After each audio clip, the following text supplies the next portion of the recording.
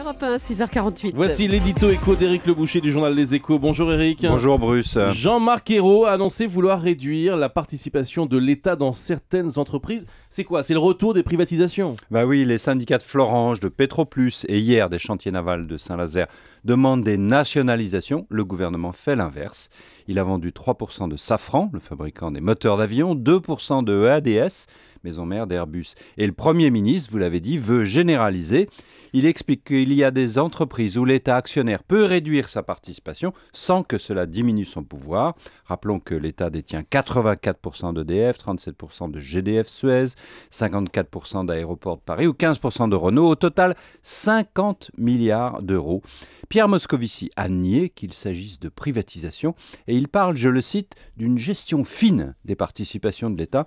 Mais cette finesse-là, Bruce, on trouve quand même que c'est un peu joué sur les mots. Pourquoi l'État vend-il comme ça ce qu'on appelle les bijoux de famille? Pour investir. François Hollande ne veut pas se contenter de réduire les déficits en coupant dans les dépenses. Le Premier ministre prépare un plan de 10 ans pour investir dans le numérique, les énergies nouvelles, la santé, les nouvelles technologies. Nicolas Sarkozy, souvenez-vous, avait lancé le grand emprunt, 35 milliards d'euros, pour financer les universités, la recherche, les industries nouvelles. François Hollande fait pareil.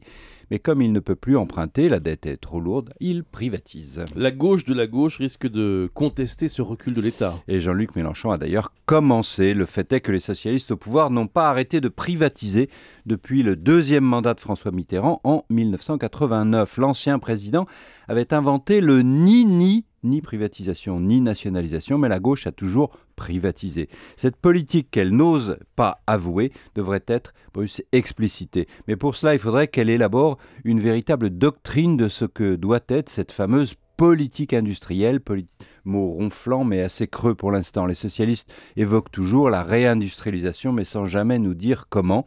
Le rôle de l'État est magnifié, il va sauver Florange, mais dans les faits, l'État ne peut pas grand-chose. Ces privatisations partielles devraient être l'occasion de nous dire enfin quelle est la doctrine.